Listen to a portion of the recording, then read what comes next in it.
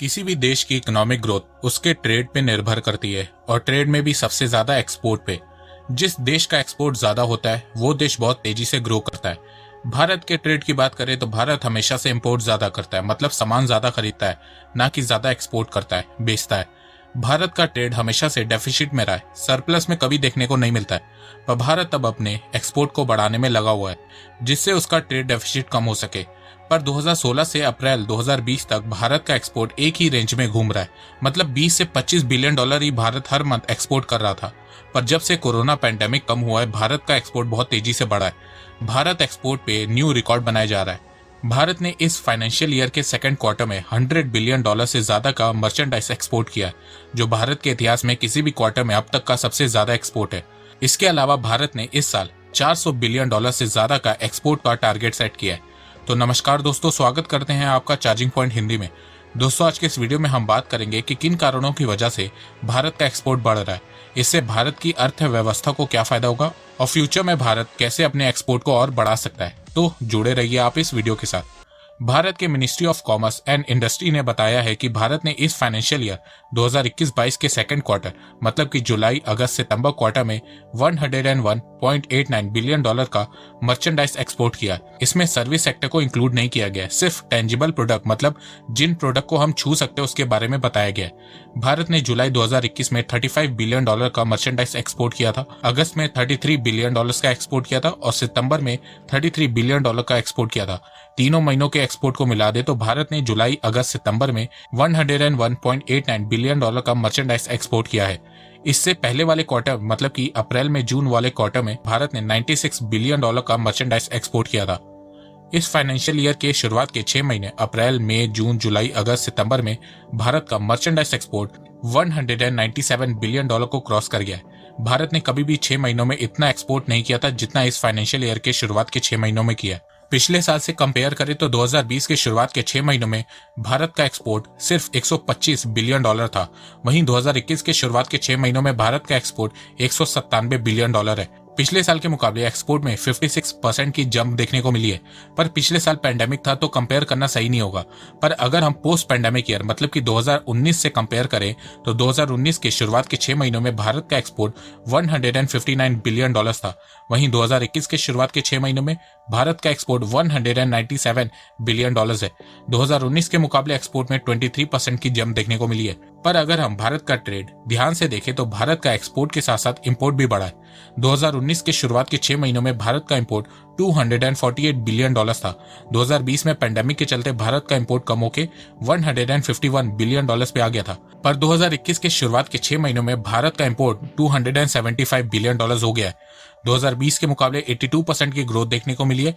पर पिछले साल पैंडेमिक था, काम धंधा बंद था, नेशनल लॉकडाउन लगा हुआ था, तो इसीलिए भारत का इंपोर्ट भी कम हुआ था। पर अगर हम 2019 से कंपेयर करें तो इंपोर्ट में सिर्फ 11% की जंप देखने को मिली है। पर अगर हम भारत का ट्रेड डेफिसिट देखें तो उसमें कमी आई है।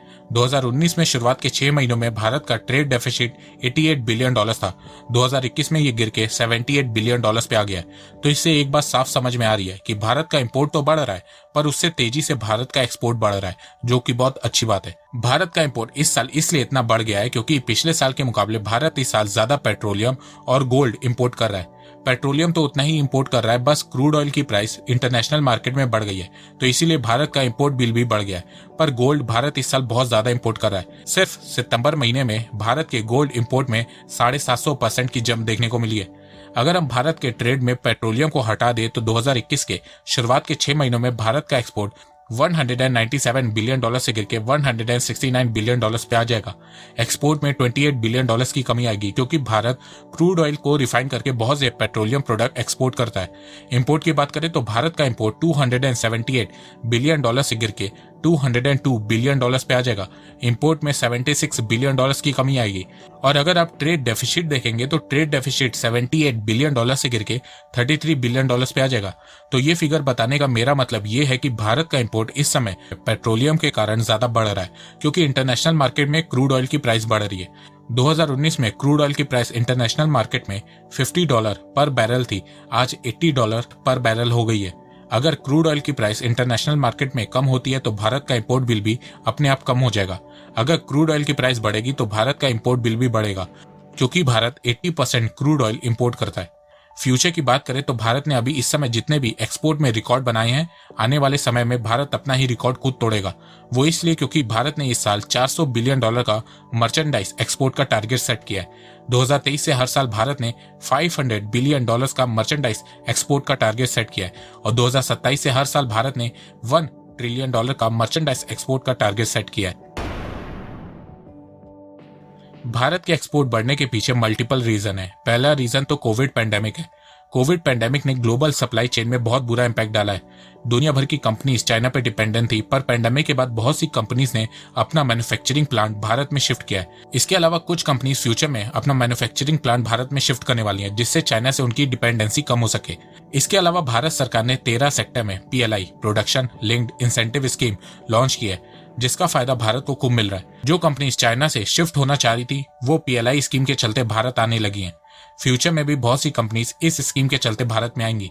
इसके अलावा अभी जो भारत के एक्सपोर्ट में इंक्रीज हुआ है उसका एक रीजन ग्लोबल मार्केट में रॉ मटेरियल्स की डिमांड का बढ़ना है। पैंडेमिक के बाद दुनिया भर की कंपनीज ओपन हो चुकी हैं और उन कंपनीज को रॉ मटेरियल चाहिए, आयरन ओर चाहिए, स्टील चाहिए, कॉटन चाहिए, इंजीनियरिंग गुड्स चाहिए, वेरियस मेटल चाहिए। तो भारत इन रॉ मटेरियल्स को बहुत एक्सपोर्ट कर रहा है, जिसके चलते भारत का एक्सपोर्ट बढ़ रहा है।